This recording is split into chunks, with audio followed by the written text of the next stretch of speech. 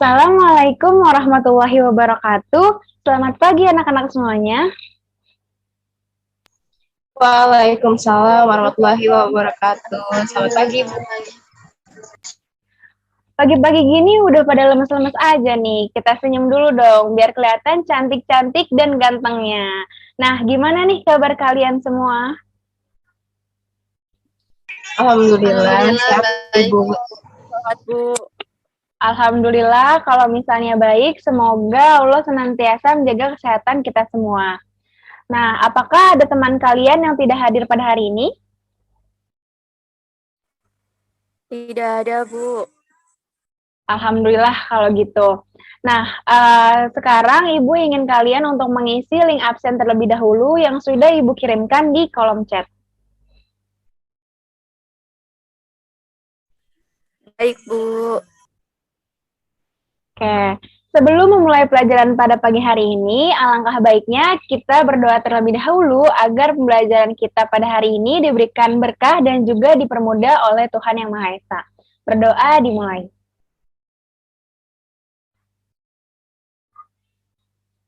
Berdoa selesai. Jadi, hari ini kita akan belajar mengenai laporan keuangan pada perusahaan dagang. Nah, sebelumnya Ibu akan share screen terlebih dahulu ya.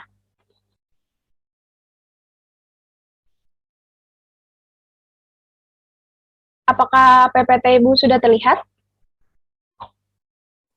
Sudah, Bu. Sebentar ya.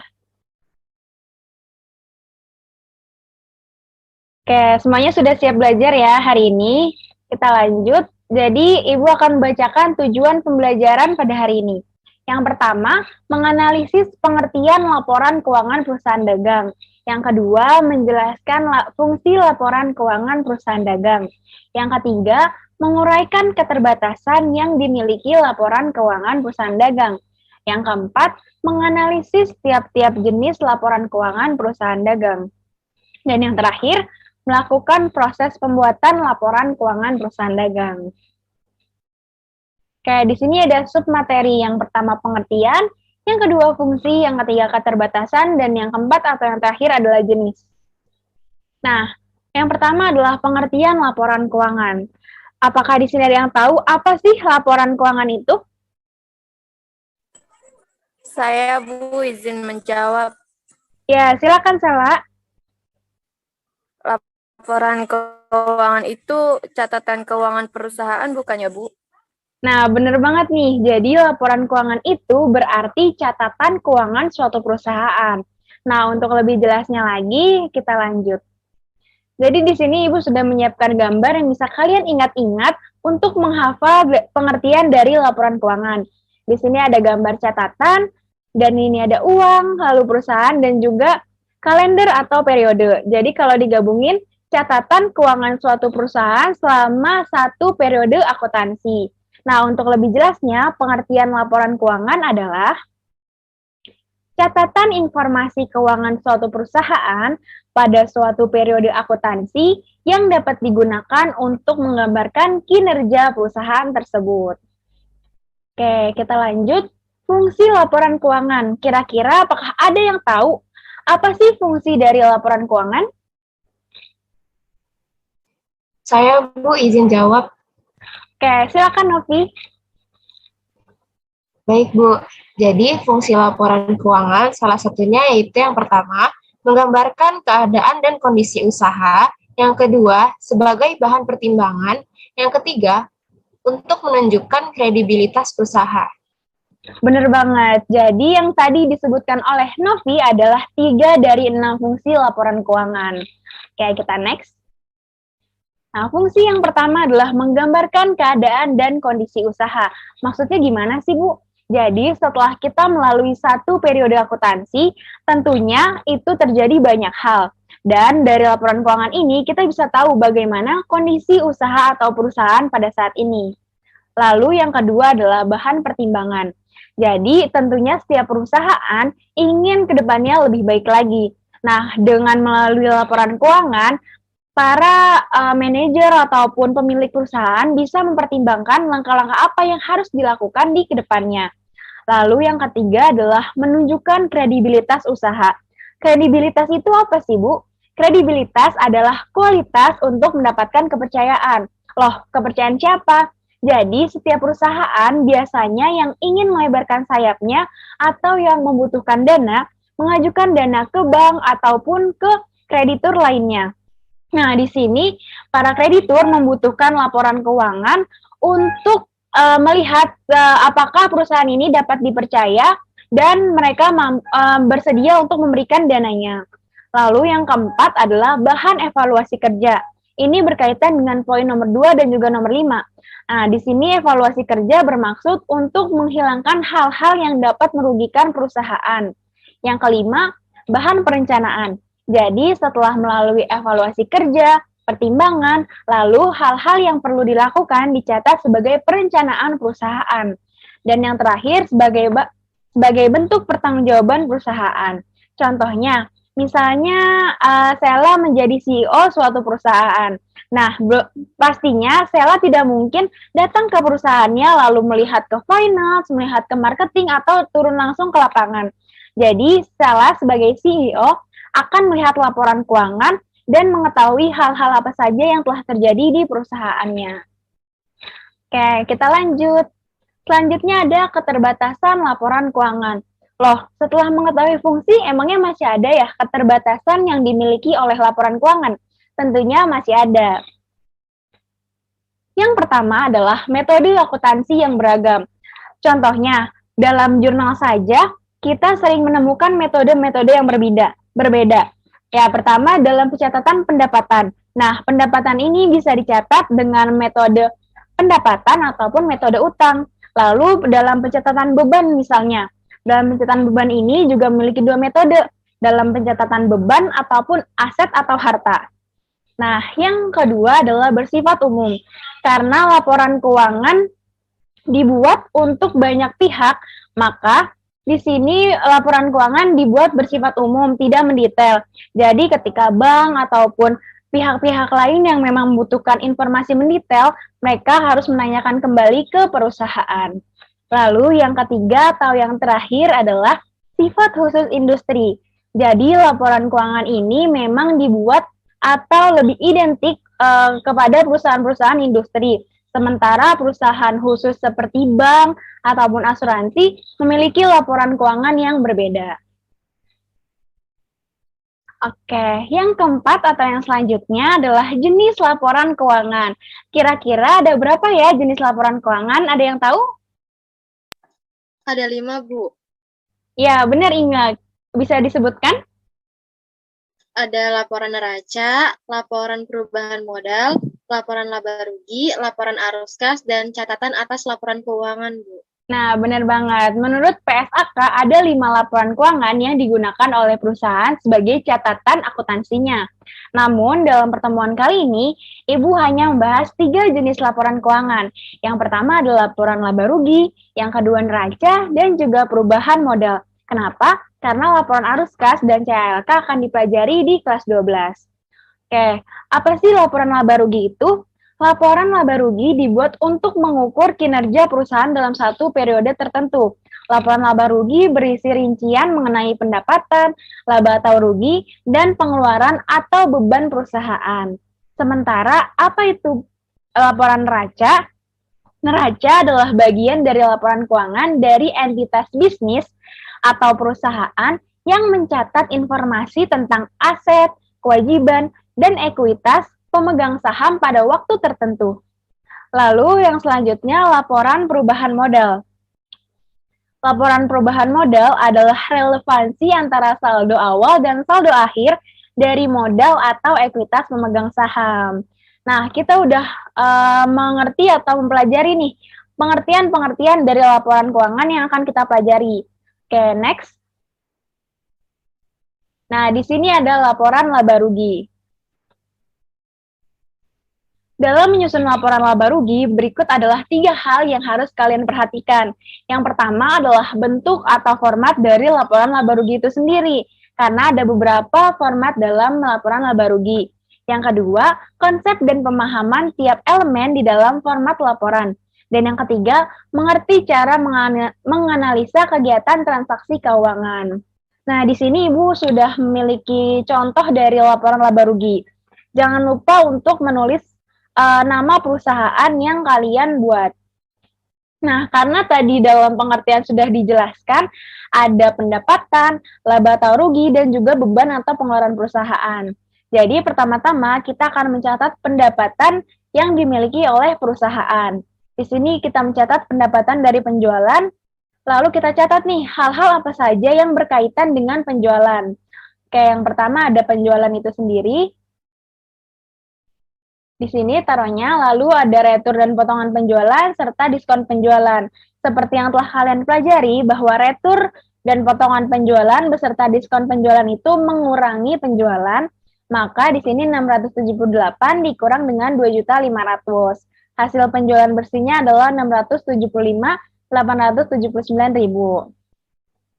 Nah, setelah mencatat pendapatan dari penjualan, kita akan mencatat harga pokok penjualan.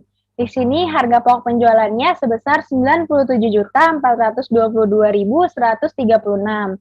Nah, setelah itu, pendapatan dikurang harga pokok penjualan sama dengan laba kotor.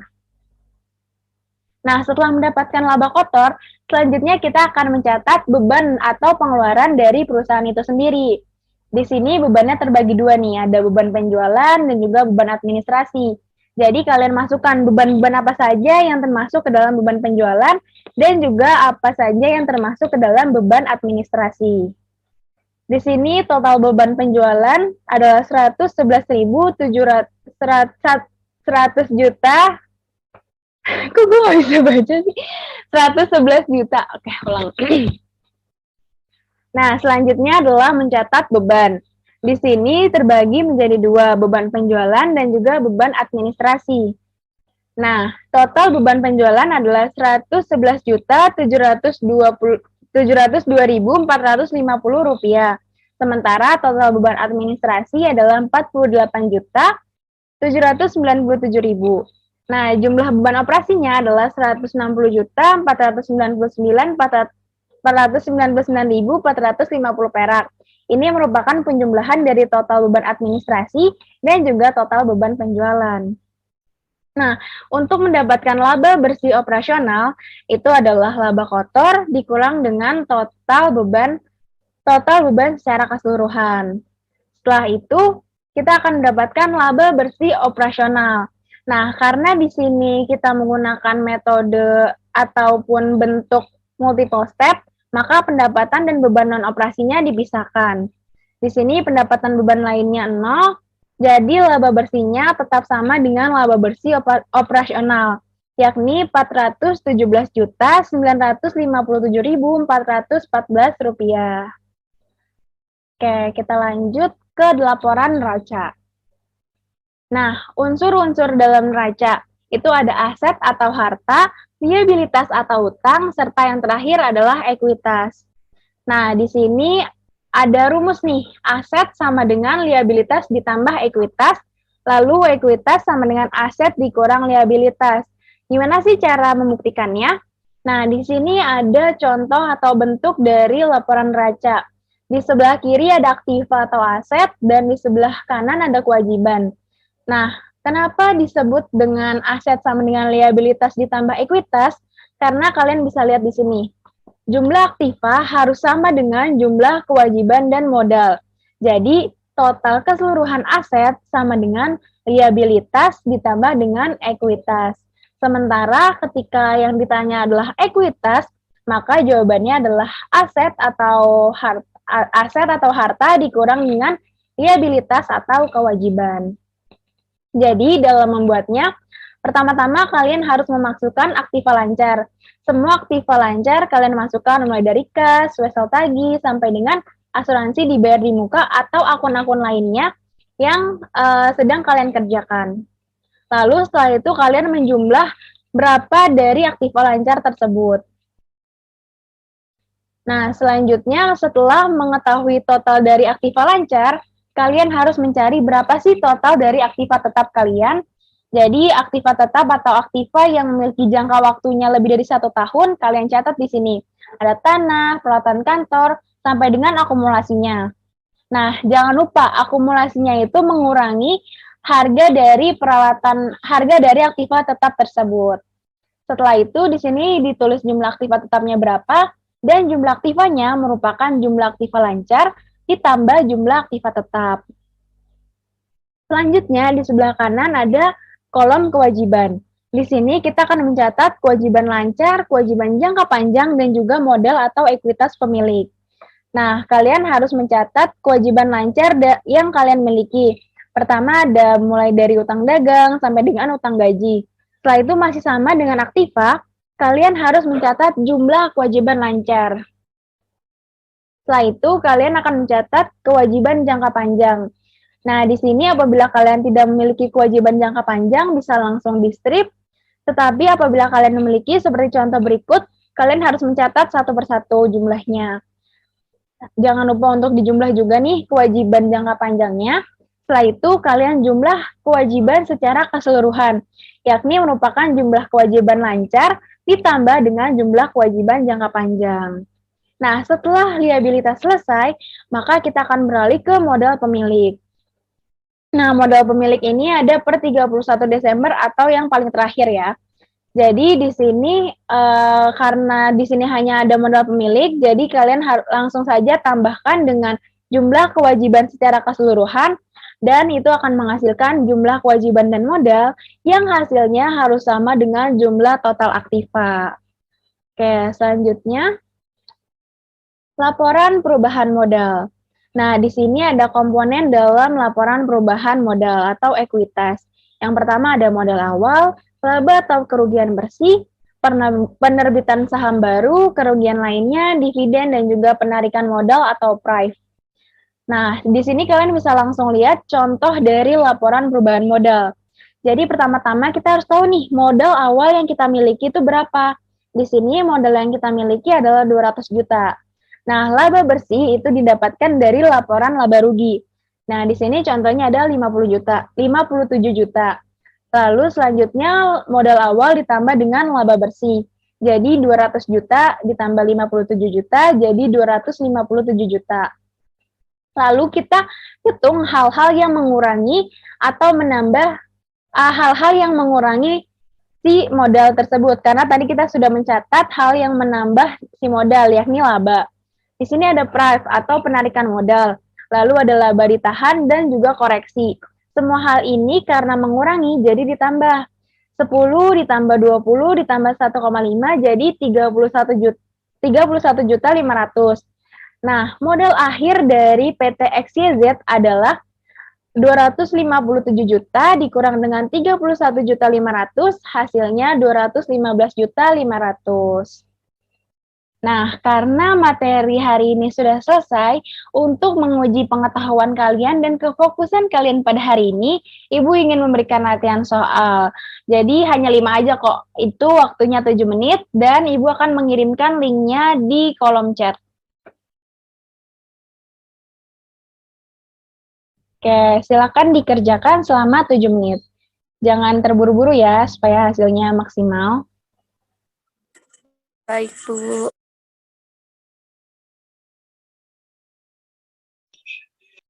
Oke, sudah selesai semua mengerjakan soalnya? Sudah, Bu. Sudah, Bu. Oke, daripada kalian bertanya-tanya apakah jawaban kalian itu benar atau salah, maka kita akan bahas pada hari ini langsung ya. Oke, kita bahas sebentar. Ibu buka dulu Google Form-nya.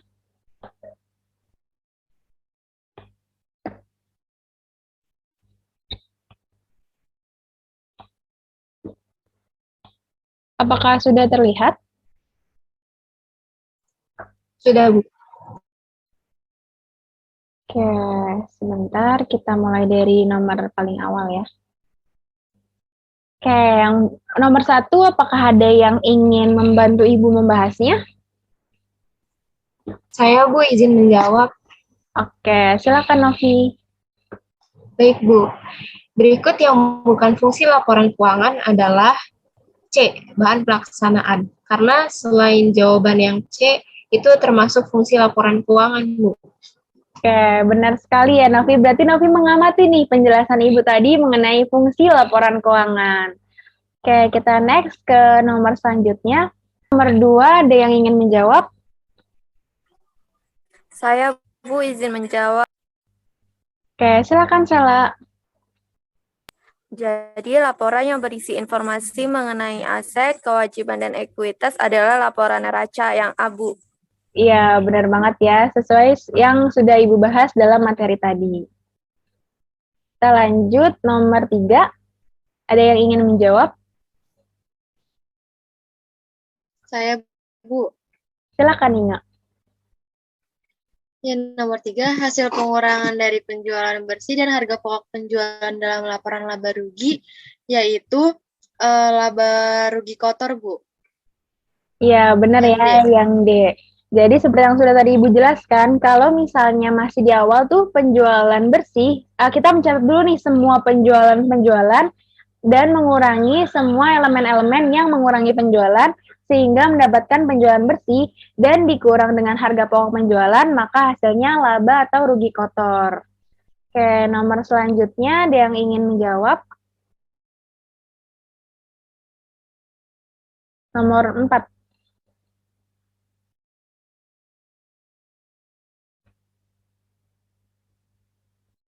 Nomor 4 berarti siapa? Saya izin menjawab lagi. Ulang-ulang Novi. Ya. Ya, selanjutnya nomor 4, ada yang ingin menjawab? Saya Bu izin menjawab lagi. Oke, silakan Novi. Emang nih Novi keren banget ya. Apa nih jawabannya Novi? Iya Bu, jadi ekuitas sama dengan aset dikurang liabilitas. Iya, benar banget ya. Tadi udah Ibu jelasin juga nih, kalau misalnya aset sama dengan kewajiban ditambah ekuitas, maka ekuitas sama dengan aset dikurang kewajiban atau liabilitas. Oke, nomor terakhir atau nomor 5 nih, ada yang ingin menjawab? Saya lagi deh, Bu. Saya mau menjawab nomor terakhir, Bu. Oke, mantap. Boleh nih, Sela, silakan menjawab apa jawaban dari nomor 5. Jadi, pengaruh private atau penarikan pribadi dalam laporan perubahan modal adalah mengurangi modal awal, Bu. Iya, benar banget. Karena private atau penarikan pribadi itu ditarik dari modal yang dimiliki oleh suatu perusahaan. Oke, berarti kalian udah pinter-pinter nih dan udah paham serta mengamati apa yang sudah Ibu jelaskan. Oke, Ibu stop share dulu ya. Selesai sudah pembelajaran kita pada hari ini, dan kalian pun telah mengerjakan kuis dengan baik. Sampai sini apakah ada yang masih ingin ditanyakan? Saya Bu, izin bertanya. Iya, silakan Rio. Dari penjelasan Ibu tadi mengenai tentang format laba rugi, apakah ada format laba rugi yang lainnya Bu yang belum dijelaskan? Oke, pertanyaan yang bagus dan menarik sekali nih. Jadi sebenarnya bentuk format laporan laba rugi itu terbagi menjadi 2, yakni yang pertama ada single step dan multiple step. Nah, kenapa tadi Ibu tidak jelaskan? Karena sebenarnya bentuk format ini akan Ibu jelaskan di pertemuan selanjutnya. Namun berhubung Rio sudah bertanya, maka akan Ibu perkenalkan secara singkat terlebih dahulu. Jadi, single step adalah bentuk laporan laba rugi yang memuat data pendapatan, beban, dan laba perusahaan secara sederhana atau dalam satu baris saja. Sementara bentuk multiple step, nah karena dari namanya aja nih multiple, berarti lebih rumit atau lebih detail gitu. Jadi ini kebalikannya dari si single step.